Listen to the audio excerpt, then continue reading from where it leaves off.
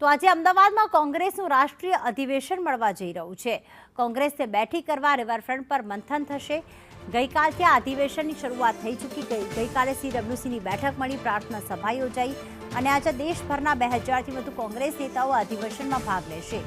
CWCમાં જે રજૂ કરેલા ઠરાવો છે તેમાં અધિવેશનમાં પસાર કરવામાં આવશે। સરદાર પટેલ અંગેના ઠરાવને પણ મંજૂરી આપવામાં આવશે।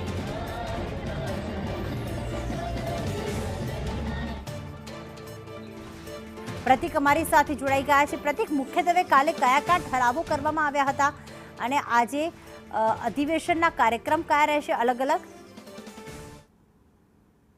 CWC मेंबर और एक्सटेंडेड CWC मेंबर्स नहीं है वो પ્રીતિ, કોંગ્રેસને બેઠી કરવા માટે આ રાષ્ટ્રીય અધિવેશન યોજવામાં આવી રહ્યું છે અને સાબરમતી નદીના કિનારે આ અધિવેશન યોજવામાં આવ્યું છે। મહત્વનું છે કે આ જોઈ શકાય છે કે અધિવેશન અને તૈયારીના ભાગરૂપે હવે અહીંયા ધ્વજારોહણ કરવામાં આવશે, જેની અંદર કોંગ્રેસના સિનિયર નેતાઓ છે તે ધ્વજારોહણ કર્યા બાદ આ રાષ્ટ્રીય અધિવેશનની શરૂઆત કરવામાં આવશે।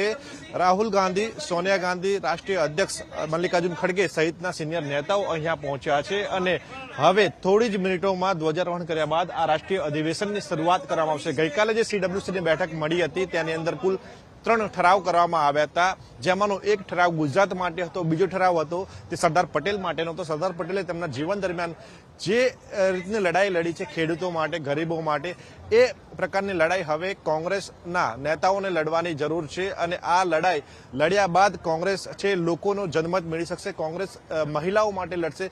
તે પ્રકારની એક ઠરાવ પસાર કરવામાં આવ્યો છે અને આ ઠરાવને મંજૂરી મળ્યા બાદ આજે ઠરાવો ગઈકાલે CWCમાં કર્યા હતા તે ઠરાવ છે તે આજે રાષ્ટ્રીય અધ્યક્ષ દ્વારા આ રાષ્ટ્રીય અધિવેશનની અંદર પસાર કરવામાં આવશે, જેના ભાગરૂપે આગામી દિવસોમાં અલગ અલગ રાજ્યોમાં જે વિધાનસભાની ચૂંટણી યોજાઈ છે તેમાં કોંગ્રેસ છે તે નેતૃત્વ કરશે અને તે જ વિચારોની સાથે કોંગ્રેસ જનતાની વચ્ચે જશે। મહત્વના મુદ્દાની જો વાત કરવામાં આવે તો ગરીબો, ખેડૂતો અને મહિલાઓ માટે લડવા માટેની આ લડાઈ છે, જેમાં મહિલાઓને સાથે રાખીને લડવા માટેનો એક વિચાર અને સલાહ છે તે ગઈકાલે CWCમાં કોંગ્રેસના સિનિયર નેતાઓએ આપી હતી અને તે મુદ્દો છે તે આવરી લેવામાં આવ્યો છે અને આજે 12 વાગ્યાની આસપાસ રાષ્ટ્રીય અધ્યક્ષ મલ્લિકાર્જુન ખડગે દ્વારા જે ઠરાવો ગઈકાલે CWCમાં પસાર કર્યા હતા તે ઠરાવો આજે પસાર કરશે, રજૂ કર્યા હતા જે આજે પસાર કરશે। એટલે કહી શકાય કે આજનો દિવસ છે તે ગુજરાત કોંગ્રેસ માટે અને AICC all India Congress committee માટે ખૂબ જ મહત્વનો બની રહેવાનો છે। આભાર પ્રતિક, તમામ વિગતો માટે।